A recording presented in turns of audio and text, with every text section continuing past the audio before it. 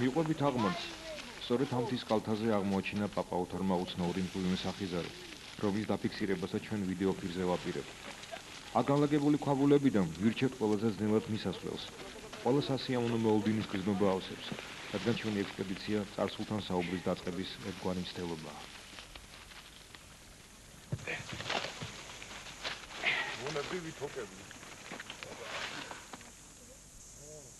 აღმართი დასრულდა და ჩვენს ქვაბულს მივახლოვდით.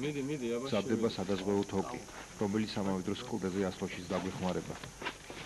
ეს ვიწრო ხვრელი გვირავში ჩასასვლელია, რომელიც ქვაბულის ზედა თითქმის იარუსს უკავშირდება.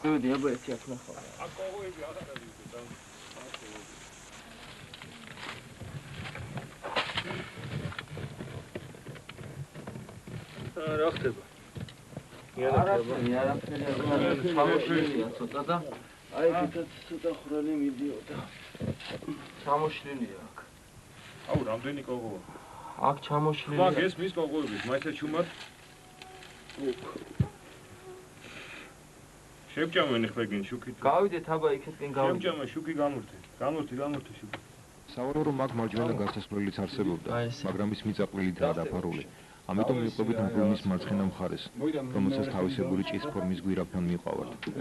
ზედა სათულზე ასვლა ჩვენი წინაპრები ალბათ საგანგებო დამუშავებული ხის მორებით ახერხებდნენ, რომელსაც საჭიროების შემთხვევაში მოხერხებულად განამალავდნენ სამალავში.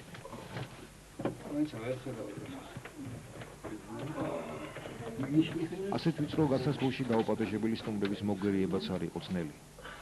მღვიმეში ყველა დეტალს ოსტატის ხელი ეტყობა. ბუნების ქმნილება ადამიანის ფანტაზიასთან ერთად საოცარ ერთობას ქმნის. მანთელები თვლიან, რომ ეს ქვაბული ლეკებისაგან თავის დასაცავად გამოიკვეთა, თუმცა ქვის ოთახის ინტერიერი მეტყოლებს იმაზე, რომ აქ გაცილებით ადრე უცხოვრიათ.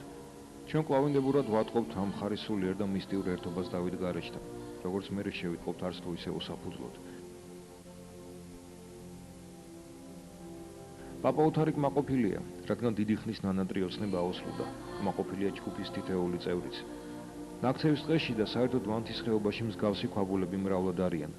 ქმნიან თუ არა ისინი საღანძილის საყდართან ერთად ერთიან არქიტექტურულ კომპლექსს, ალბათ სპეციალისტები შესაბამისი კვლევის შემდეგ დაადგენენ.